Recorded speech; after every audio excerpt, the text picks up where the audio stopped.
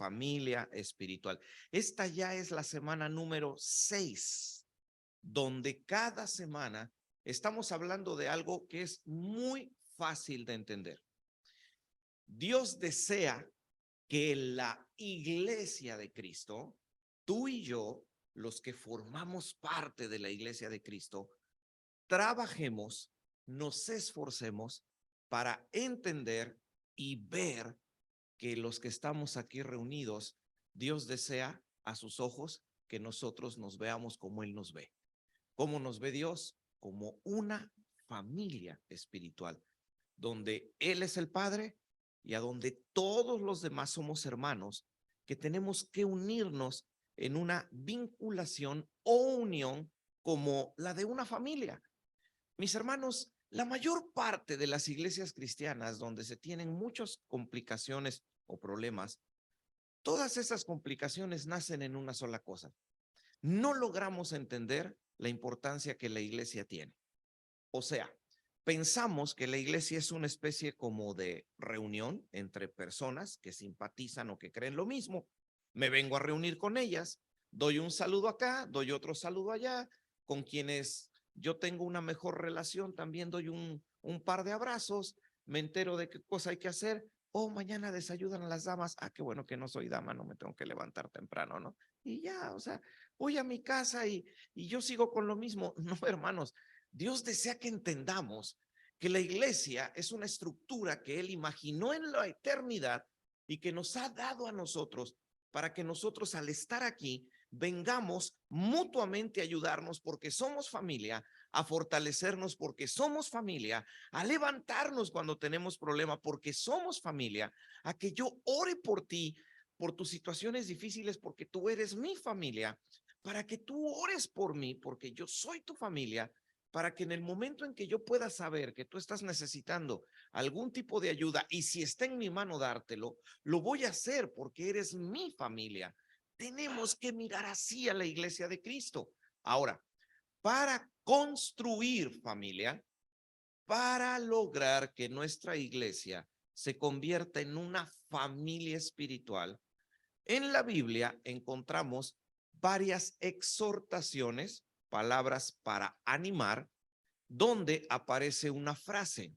La frase es los unos a los otros o los unos con los otros, donde los diferentes escritores humanos de la Biblia, ya lo sabemos, inspirados por el Espíritu Santo, ellos nos transmitieron a través de estas frases, los unos a los otros, una lista de cosas que tenemos que hacer. Si tú las haces por mí, vamos a crear familia espiritual. Vamos a hacer que nuestra iglesia se empiece a convertir en una familia espiritual. Si estas cosas yo las hago por ti, te voy a ayudar no solamente a que tú te sientas bien, sino que vamos a lograr que este grupo de personas reunidas en el nombre de Cristo nos miremos como una familia espiritual y mutuamente nos ayudemos a crecer para cada vez ser una mejor versión de nosotros mismos. La vida cristiana no es estática, es dinámica. Algo estático es algo que no se mueve. La vida cristiana es dinámica, se está moviendo.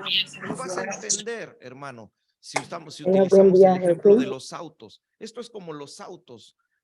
Cuando tú compras un auto modelo 2022, resulta que cuando llegas casi a la mitad del 2022, ahora te dicen que ya hay un auto 2023.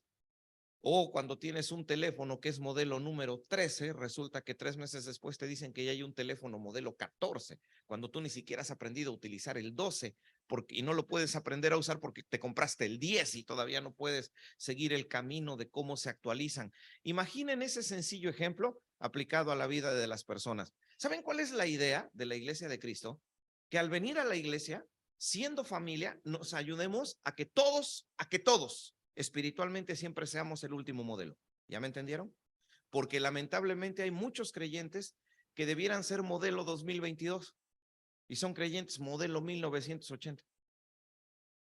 Han estado sentados alguna vez en la sala de su casa en un momento de entretenimiento que son muy buenos y han puesto alguna película que tiene 20 o 30 años seguramente. Y estamos así nosotros bien tranquilos cuando vemos el catálogo de películas llenas de los famosos gráficos animados de computadora con muchos efectos especiales y las vemos y decimos, wow, ¿no? Qué realista se ve. Y después vemos una película que tiene 30 años atrás y la vemos y decimos, oh, y nos da risa, ¿no? Dice, pero mira esto, ¿cómo se ve? Exacto. Así te ves cuando tú no creces. Cuando espiritualmente no dejas que Dios trabaje, la gente te ve y dice, ay, ¿cómo se ve? Porque en ti no se ven cosas buenas, se ven solamente cosas antiguas, cosas que realmente no me hacen sentir que eres mi familia. Así que mis hermanos, trabajemos en hacer una verdadera familia espiritual. En pantalla, ustedes saben, siempre yo les comparto en redes sociales, ustedes pueden encontrarme con esa imagen de perfil, Miguel Montoro, a donde yo les espero para poder compartir con ustedes todo lo que estamos colocando ahí constantemente. Ahora, vamos a ver, vamos a hacer el cambio de pantalla. Sí, a ver si se hace aquí, se apunto acá, ¿no? Entonces allá atrás me ayudan, vamos a avanzar lo que sigue. Eso es lo que nosotros vamos a estudiar y lo que estamos estudiando, mi familia espiritual, donde estamos analizando en la Biblia todos los versículos donde aparece la frase, los unos a los otros. La frase que hoy vamos a ver es la que se encuentra en Romanos capítulo 14, versículo 13. Así que mis hermanos, vamos a hacer uso de la Biblia. Les voy a pedir por favor que abran su Biblia para que busquemos, hermanos, Romanos capítulo 14, versículo 13. Los unos a los otros. El camino para volvernos verdadera familia espiritual. Carta de Pablo a los romanos, en el capítulo 14, en el versículo 13, si lo tienen a la vista, dice, así que ya no nos juzguemos más los unos a los otros, sino más bien decidid no poner tropiezo u ocasión de caer al hermano. Ahí es a donde aparece la frase que nos ocupa y que ustedes van a ver en pantalla.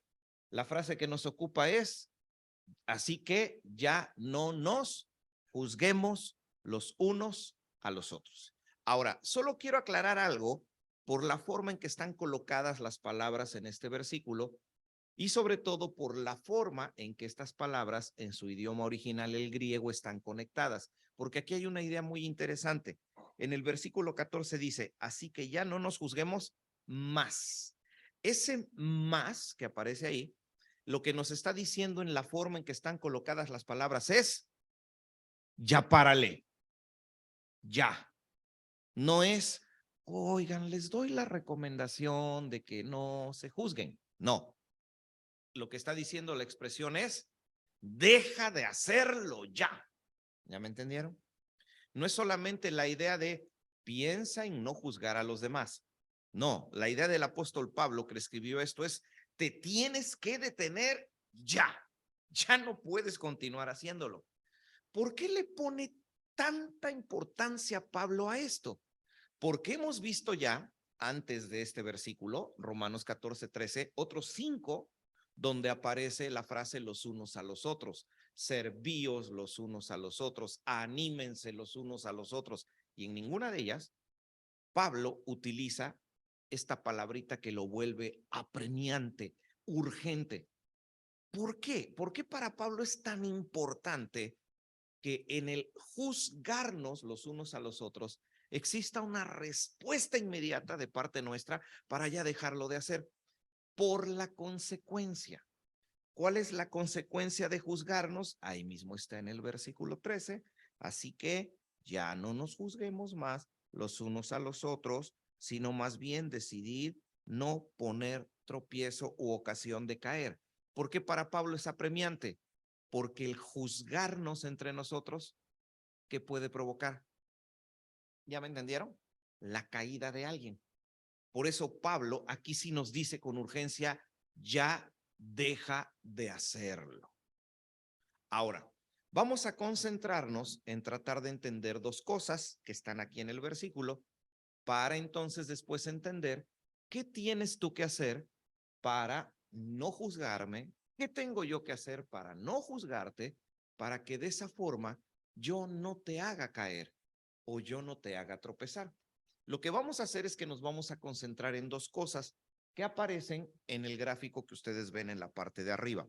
¿Qué es lo que vamos a tratar de entender? Lo que vamos a tratar de entender, hermanos, es que una cosa es la acción que se nos pide no hacer, juzgarnos los unos a los otros, y otra cosa es la consecuencia de esa acción de juzgarnos, que ya aprendimos que esa consecuencia es la caída. Entonces, vamos primero con el asunto de juzgar. Y aquí les planteo una pregunta para ver cómo andamos en conocimiento bíblico. Yo estoy seguro que tenemos mucho, muchísimo. El problema es que a veces lo enterramos tan profundo que ya ni nos acordamos dónde está, pero sé que existe y necesito que me ayuden con ese conocimiento. ¿Los cristianos podemos juzgarnos entre nosotros? ¿No? Buen punto. Ahora, para empezar, vamos a definir. El tema ya se está poniendo tan intenso que hasta calor me dio. No sé si estén igual los hermanos de Zoom, pero a ver, primero tenemos que definir qué es juzgar. ¿Cuál? No, no es criticar. Juzgar no es criticar. Señalar se relaciona con señalar. Ya el hermano ya nos acercó al significado que podríamos decir que nosotros podemos encontrar en la Biblia. Juzgar tiene que ver con apuntar, tiene que ver con señalar algo. Juzgar no es tan complicado de entender. En la Biblia, juzgar es determinar si algo es bueno o malo. Así de simple. Por eso es que sí se acerca a la idea que decía el hermano. El hermano decía señalar, exacto, juzgar es poder señalar para poder decir, eso es bueno o eso es malo. Entonces, cuando se refiere a la hermandad cristiana y la Biblia dice, no nos juzguemos, tenemos que entender a qué se refiere con juzgar. Miren, se trata de lo siguiente, que yo, vamos a usar un ejemplo, yo observo la conducta de Ismael Taveras, Miguel Montoro observa la conducta de Ismael Taveras y en la opinión de Miguel Montoro, Ismael Taveras está haciendo algo que es malo. ¿Ya me entendieron? Eso es juzgar, ya, eso es todo. Entonces, el pasaje de Romanos nos está diciendo, no señalen las cosas malas que hacen sus hermanos. Bajo esa idea, les vuelvo a plantear la pregunta. ¿Podemos señalar las cosas malas que hacen nuestros hermanos o no? Aquí hay una controversia y créanme, espero que hoy esa controversia se acabe. La controversia está aquí. Vamos primero a Mateo capítulo 7, versículo 1. Vamos a ver dónde está esa controversia, porque primero tenemos que entender qué es juzgar. Evangelio según San Mateo capítulo 7, versículo 1. Mateo 7, 1. Desde que el versículo comienza, ¿cómo dice? Entonces, aquí hay una primer postura. La primera postura sería, dando respuesta a la pregunta, ¿podemos juzgarnos? Si nos quedamos con Mateo 7:1 tal cual está, no juzguéis para que no seas juzgados. La respuesta a esa pregunta sería, no. De acuerdo a ese versículo de la Biblia, la respuesta tendría que ser un no total. No, no podemos. Eso significa, vuelvo a mi ejemplo, que si yo, Miguel Montoro, observo algo malo que Ismael Taveras está haciendo, pues yo simplemente tengo que, como dice esa famosa frase, no tengo que ver, oír y callar. Oye, pero ¿y si Ismael Taveras se está acercando a un barranco y está a punto de tomar una decisión que puede afectar su vida espiritual, material, matrimonial? No, pues no le puedo decir nada porque la Biblia dice que no. A ver, la controversia, ahora vamos a Primera de Corintios capítulo 2 versículo 15 y ya entonces vamos definiendo. Ahora, vamos a Primera de Corintios capítulo 2 versículo 15, donde el apóstol Pablo, que escribió humanamente este pasaje, nos dice algo que pareciera es totalmente contrario a lo que acabamos de leer. Si ya lo tienen a la vista, ¿qué dice el apóstol Pablo ahí? Yo lo estoy viendo. En cambio, el espiritual juzga o lo juzga todo, pero él no puede ser juzgado por nadie. Entonces, aquí Pablo nos está diciendo que el cristiano espiritual sí tiene el derecho y la capacidad de definir, determinar, señalar si lo que yo estoy haciendo es bueno o malo.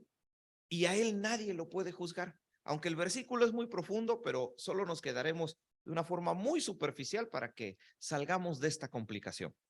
El cristiano puede o no puede juzgar. Entonces, lo primero, antes de escuchar su opinión, es señalar algo que Pablo apunta al inicio del versículo que se acaba de leer. En cambio, el espiritual. A ver, en la Biblia voy a reducirles muchas horas de estudio para que sea más fácil de entender.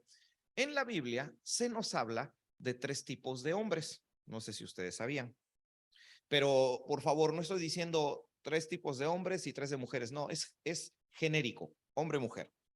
Hay 3 tipos de hombres. 1, el hombre natural. La Biblia habla de algo que llama hombre natural. ¿Quién puede ser calificado, según la Biblia, como un hombre o persona natural? Bueno, ese calificativo la Biblia se lo da a cualquier ser humano que no tiene por Señor a Dios. Cristo no está en su corazón.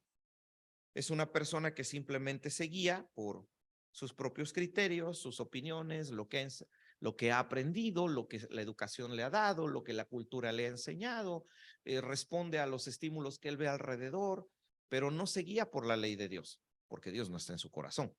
Ese es el primer tipo de persona.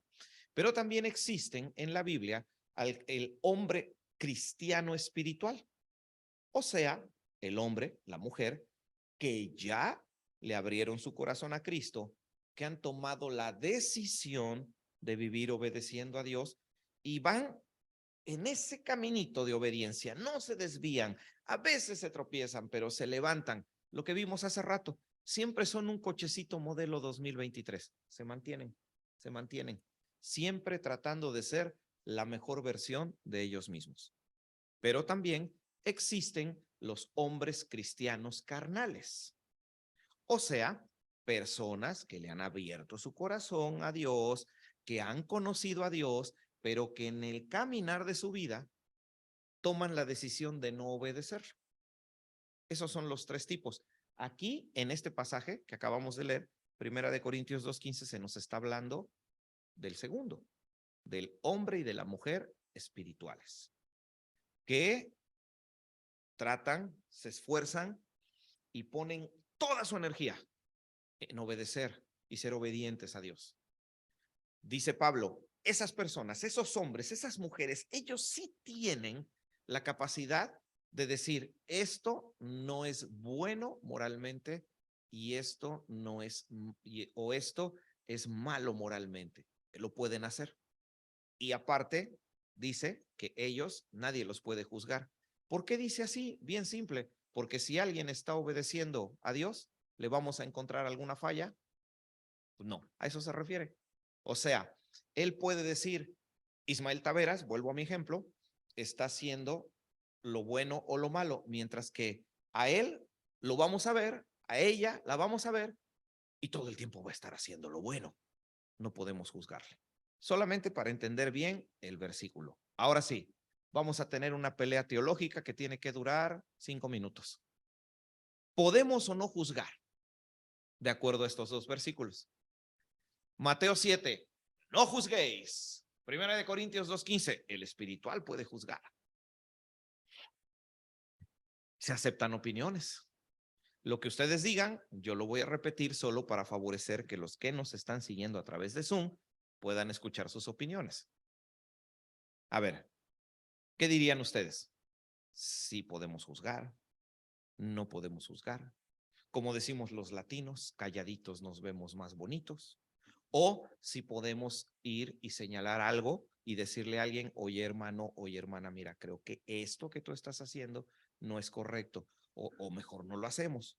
O ya eso se lo dejamos a los líderes de la iglesia, ¿no? Que ellos golpeen, peleen, discutan, mientras nosotros desde lejos les decimos, ¿qué opina? Hermano Ismael, una opinión. Juzgar es una cosa, pero aconsejar es otra cosa. Juzgar es una cosa, aconsejar es otra cosa. Por definición pura de diccionario, no, pues sí, ¿verdad? Juzgar es señalar algo que está bueno o malo, mientras que aconsejar es darle a las personas información para que tomen mejores decisiones. Sí, sí son cosas diferentes. Volvamos al asunto teológico con el que nos estamos peleando. Nos quedan 4 minutos. ¿Podemos juzgar o no podemos juzgar? Porque incluso ustedes dirían, pero es que son palabras de Jesús. Pero también alguna vez Jesucristo dijo, yo juzgo y mi juicio es verdadero. A ver, ¿cómo saldremos de aquí? A todos les veo cara de, usted de una vez díganos, hermano, ¿no? Y a todos les veo así como diciendo que no me pregunte a mí, que no me pregunte a mí, con el teléfono, que no me pregunte a mí, que no me pregunte a mí. A ver, a ver, otra opinión, allá atrás.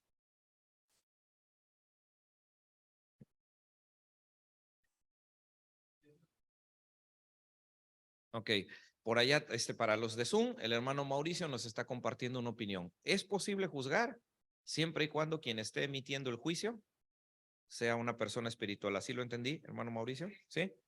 Es una aportación que el hermano hace. Muchas gracias. ¿Alguien más desea enriquecer esta lluvia de ideas allá atrás? ¿Sí se puede?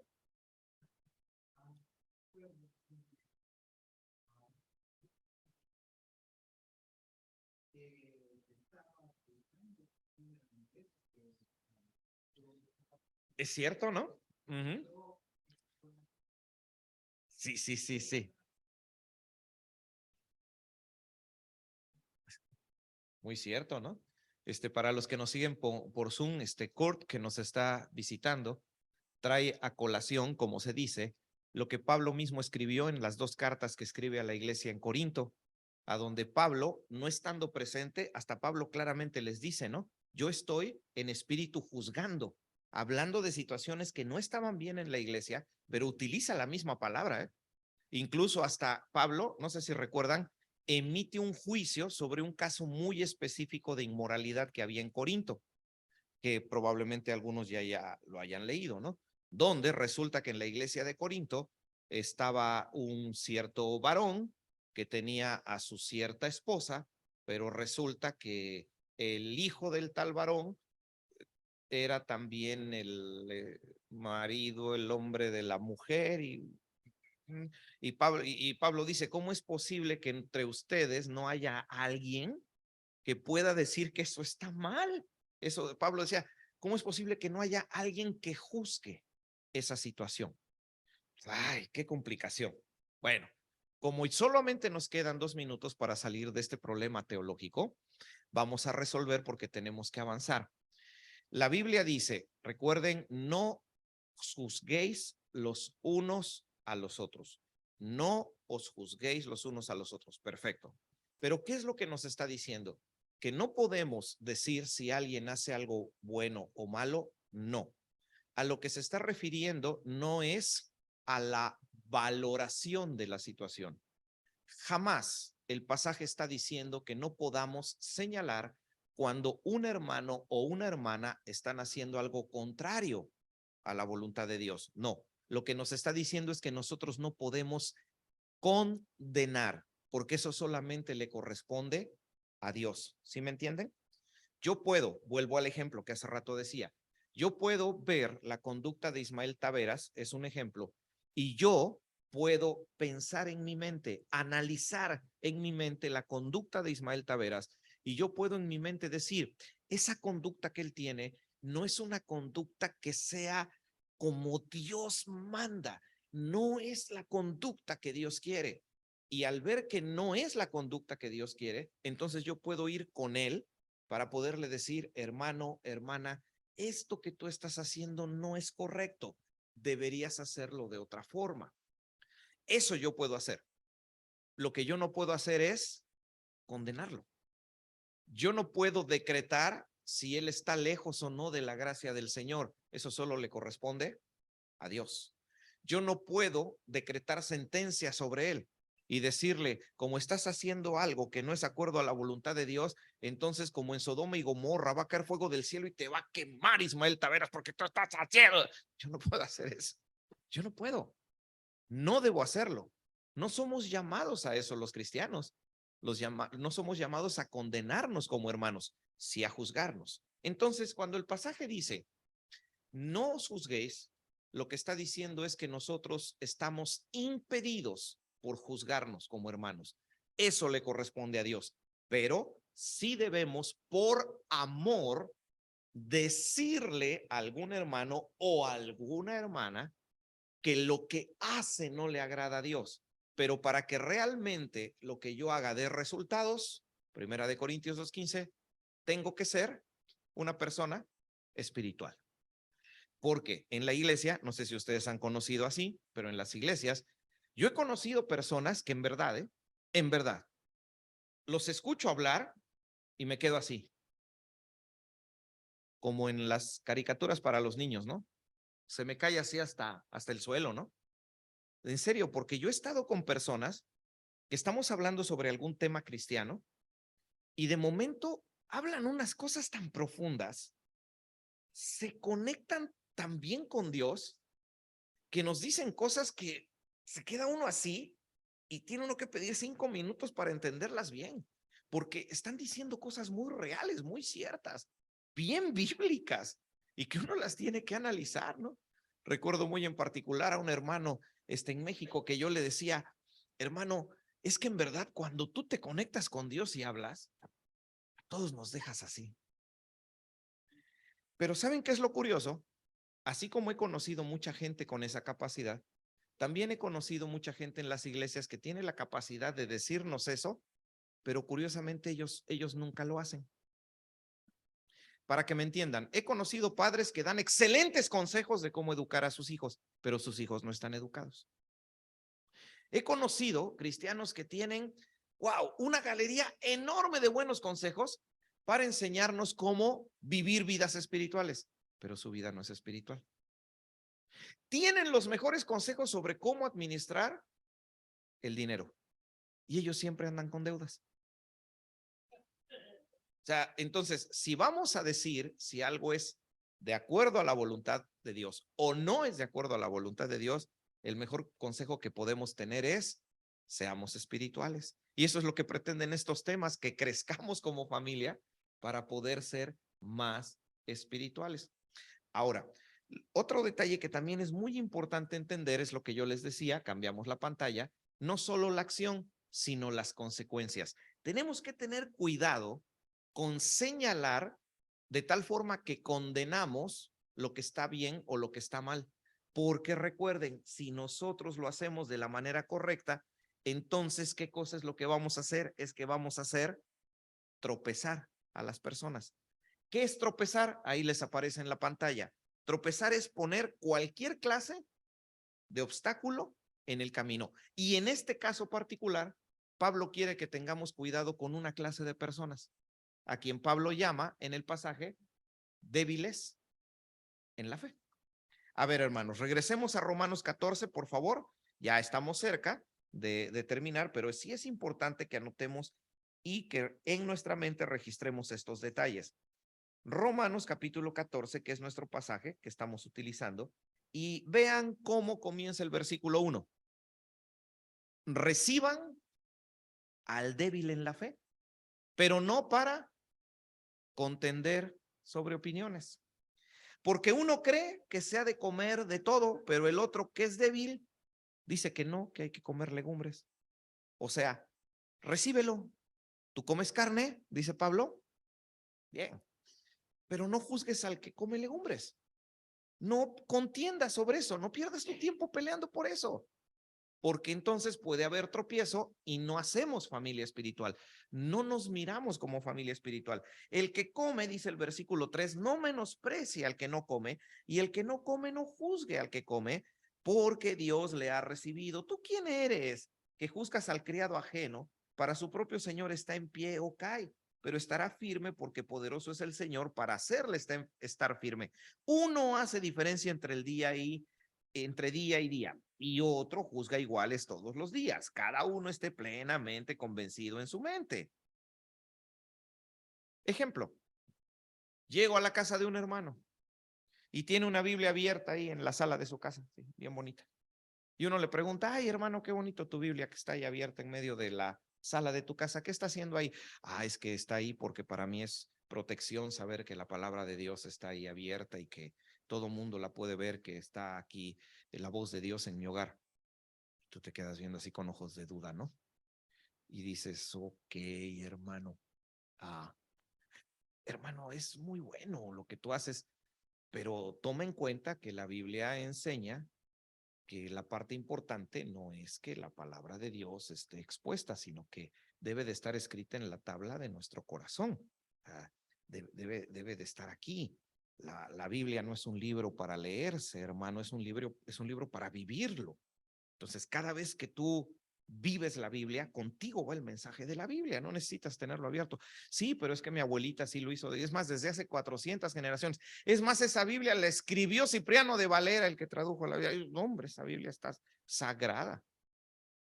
Sí, hermano, yo entiendo, pero mira, también tú tratas, pero hermano, es que esa hasta me la trajeron de Jerusalén. ¿Qué es lo que está diciendo el apóstol Pablo? Cada uno esté convencido en su propia mente, ¿no? Si el hermano se siente tranquilo así y se siente bien, no pierdas tu tiempo contendiendo por cosas que lo único que hacen es que separan a los miembros de la familia espiritual. Tienes que ser capaz de aprender a respetar y decir, está bien, hermano, si tú así lo ves, ¿no?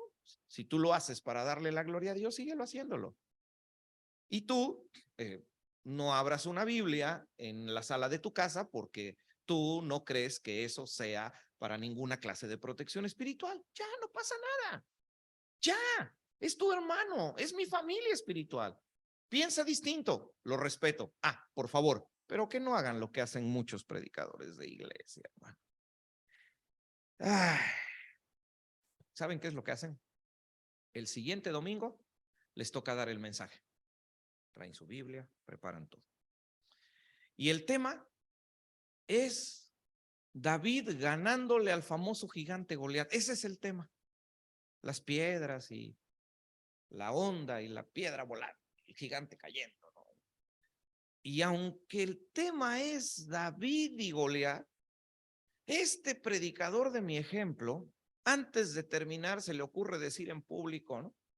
Y por cierto, hermanos, aunque no forma parte del tema, pero también es importante entender que a veces hay gigantes como las supersticiones, porque luego hay gente que en la sala de su casa pone una Biblia abierta pensando que es protección. Cuando de todos los 50 que están acá, solo una persona abre su Biblia y es la persona que él conoció. O sea, para que me entiendan, si estar desde aquí fuera estar lanzando disparos, ese fue un disparo dirigido, con dedicatoria. Porque cuando él está diciendo eso, de entre los 50, no, hombre, está viendo al 23 porque sabe que él es el de la Biblia abierta. Y entonces él dice desde acá y te va. Oigan, no hagamos eso. El púlpito de las iglesias es para edificación congregacional.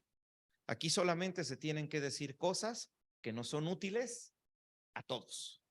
Las cosas que son personales, esas las tienes que ir a decir persona a persona. Está prohibido que lo hagas desde acá, porque Dios no diseñó esto para hacer eso.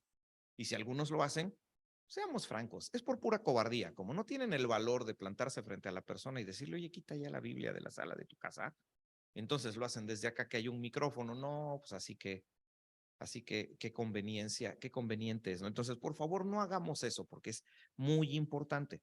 Ahora, ya hacia la conclusión, No tenemos que hacer tropezar a los demás. ¿Por qué? Porque son mi familia espiritual, porque son débiles en la fe. Hermanos, el concepto débil en la fe no se refiere a la persona cristiana que tiene muchos años en el cristianismo, pero que no logra crecer, no logra ser la mejor versión de sí mismo. Sí, el concepto débil en la fe se refiere a ese tipo de personas, pero por favor, el concepto débil en la fe también se refiere al creyente que está empezando a conocer de Dios y que es como un bebé al que yo tengo que cuidarlo para que termine de crecer bien en los caminos de Dios. Entonces, hay que tener mucho cuidado. ¿Cómo podemos hacer caer a los débiles en la fe? Uno, juzgando. Entonces, hagámosle caso a Pablo. No hay que juzgarnos, pero no hay que juzgarnos ya. Acuérdense cómo lo dijo Pablo, ¿eh? Ya, dice Pablo, no lo pueden seguir haciendo. Ahora, solo como una forma de ampliar un poco nuestra visión con respecto al ser tropiezo a alguien, en la última pantalla yo les comparto 4 cosas con las cuales nosotros podemos hacer tropezar a otros, además del juzgarles. Es solo información complementaria, ya no vamos a reflexionar en ello. Ahí se los pongo y se los voy haciendo aparecer para que ya lo vean todo por el escaso minuto que nos queda. Ahí yo les pongo 4 formas más y a eso agreguen el juzgarnos, ya serían 5, con las cuales nosotros podemos hacer tropezar a los demás. Si nosotros vivimos con carnalidad, si vivimos con un pie en el cristianismo, con otro pie fuera del cristianismo, escucho a Hillsong porque me gusta la música, pero acaba de sacar una nueva canción Jennifer López. ¿Ya me entendieron? Si estoy así, eso es carnalidad. Entonces no hagamos eso porque con eso hacemos tropezar a nuestros hermanos. Luego, abajo, después de ello, la doble moral. ¿Qué es doble moral? Bien simple. La doble moral es vivir de tal forma que las personas no pueden hacer algo, pero tú sí lo puedes hacer. Enfrente, también hacemos caer a otras personas cuando somos autoritarios, cuando somos exageradamente exigentes. Y arriba, también cuando somos excesivamente críticos, cuando solamente señalamos cosas que están mal, ¿no? Cosas que están equivocadas. Mis hermanos, para ser una familia espiritual, tenemos que trabajar todos. Esto no depende solamente de quienes nos dirigen en la iglesia, de quienes servimos en la iglesia o de quienes nos reunimos en ella. Depende de todos. Hacer una familia espiritual es una función que todos debemos atender. Y una de esas maneras es que busquemos ya no juzgarnos, respetar y entender que estamos en presencia de personas que piensan distinto. Que si yo voy a la casa de mis hermanos y ellos tienen acomodada la ropa de una manera, no tengas ya problema con eso porque tú la acomodas de otra. Es otra forma de pensar. Vas a la casa de tu hermano, observas algo que tú harías diferente y cuando sales de ahí, se te olvida todo lo que viste. Ya. Cuando dejemos de hacer eso, como familia espiritual vamos a empezar a crecer. Y vamos a venir aquí a la iglesia con ganas de estar acá, porque vamos a decir, aquí están las personas que me entienden, que antes de condenarme, ellos van a tener su comprensión conmigo, me van a mostrar su amor, me van a amar antes. Y así, con amor, aunque a mí no me guste, pero me van a decir lo que está mal y lo tengo que aceptar, porque no lo van a hacer para ofenderme o destruirme, lo van a hacer para ayudarme a que yo sea siempre esa mejor versión de mí mismo que tengo que ser. Así que mis hermanos, pongámoslo en práctica para que así esta nuestra familia espiritual cada vez sea mejor. Aún por delante tenemos 2 miércoles ya solamente donde veremos 2 pasajes de la Biblia más, donde aparece la frase los unos a los otros. El día domingo, mis responsabilidades en la iglesia, nos toca empezar a lanzarle una mirada a los líderes de la iglesia de Cristo, los ancianos, pastores, quiénes son, qué son, cuál es su trabajo. Así que hermanos, ojalá y no nos perdamos todavía este tiempo que nos falta de aprender juntos de la palabra de nuestro Dios. Vamos a cerrar la exposición y lo voy a hacer desde aquí, dirigiendo una oración al final de la cual estamos despedidos. Mis hermanos, oremos.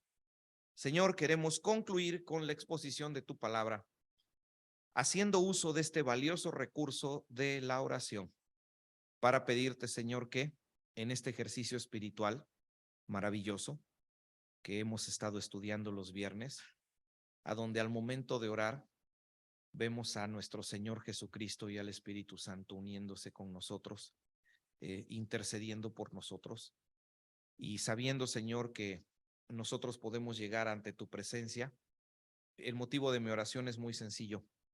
Ayúdanos, Señor, a lograr que esta nuestra familia espiritual que nos has dado en la tierra sea cada vez mejor.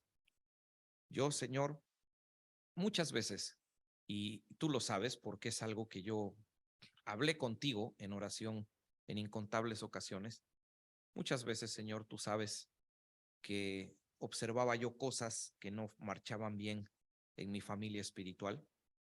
Y recuerdo, Señor, que cometía yo el error, aunque para ser más sinceros, creo que no era un error, era un pecado.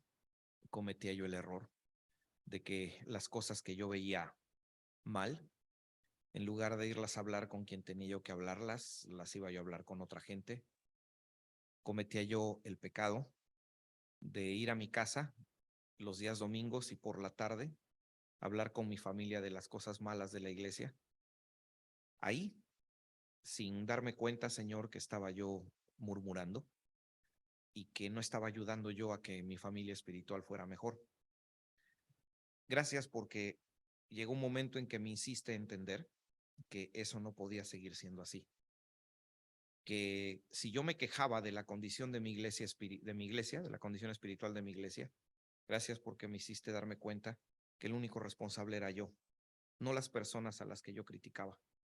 Gracias porque me hiciste entender que quien tenía yo que cambiar, que quien tenía que cambiar era yo, sin importar si las demás personas cambiaran.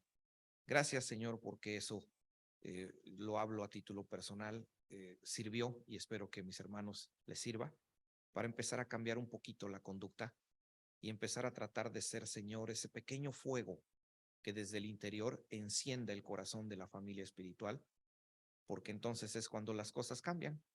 Gracias por esta familia espiritual. Termino mi oración y en verdad tú sabes que no te estoy mintiendo, Señor. Termino mi oración emocionado porque me pongo a pensar, Señor, que dentro de los miles de años que han pasado de lo que nosotros llamamos historia, fue tu voluntad que yo naciera en esta era presente. Fue tu voluntad que yo como persona existiera en el Nueva York de diciembre del 2022 y fue tu deseo estar sentado en este templo y desde la eternidad tú quisiste que las personas que me están escuchando y quienes yo también puedo escuchar y saludar, tú quisiste que ellos fueran mi familia espiritual en esta era, en este tiempo, en esta ciudad. Sin ningún problema, tú pudiste haber hecho que yo naciera en el tiempo de Abraham o en el tiempo del apóstol Pablo o en el tiempo de la Edad Media, en el avivamiento, Señor, misionero cristiano de finales del siglo XIX, pero tú quisiste que naciéramos aquí. Y si quisiste que estuviésemos en este lugar, en este espacio, con las personas que nos siguen a través de Zoom y con quienes hoy nos podemos saludar, es que fue tu voluntad y tu deseo eterno que ellos fueran mi familia espiritual. Por favor, Señor, hazme amarlos. Ellos son mi familia espiritual. Con ellos tú quieres, Señor, que viva mi vida. Y es con ellos con quien yo guardaré registro, Señor, en la eternidad de que son aquellos con quien me tocó trabajar para honrar tu nombre. Que pongamos en ejercicio esta sencilla medida práctica. El no juzgarnos, pero que lo hayamos entendido en el sentido de no condenar, pero que sí espiritualmente juzguemos para ayudar a nuestros hermanos y hacerles saber cuando lo que están haciendo no es de acuerdo a tu voluntad. Al despedirnos, Señor, que hacia nuestros diferentes lugares nos lleves con bendición y gracias, Padre, por este buen estudio que haya sido de mucha ayuda, no solo para nosotros presencialmente, también para nuestros hermanos que nos han seguido por Zoom, para quien también pedimos bendición, reiterando el gozo, Señor, que siempre habrá cuando en medio nuestro tengamos a alguien que nos visite. Ponemos todo esto en tus manos al retirarnos en el nombre de Cristo Jesús. Amén.